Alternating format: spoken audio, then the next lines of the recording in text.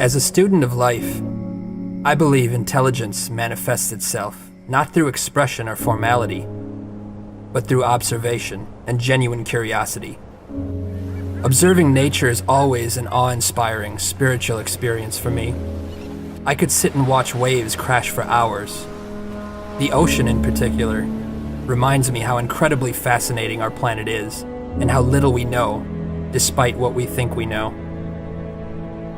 There's nothing more humbling than being face to face with something so much bigger than yourself. But I often wonder why nature inspires us, why we're in awe of certain scenery, and why we find these landscapes, oceans, and stars so breathtaking. We haven't done anything to earn this awe, so why do we feel it? It is this very question that leads me to believe our most inspired state, then, is not one of accomplishment, but of humility. I think we naturally fall in love with places that prove how small we are, places that humble us with reminders that we have so much more to learn, so much more to grow, that we are part of something bigger than ourselves. Our significance lies in such potential, in that quiet recognition of the stardust in our bones and the oceans in our minds, knowing that a new sunrise paints our skies every day of our lives. And by virtue of just being, by existing, nature gives us a free front row seat.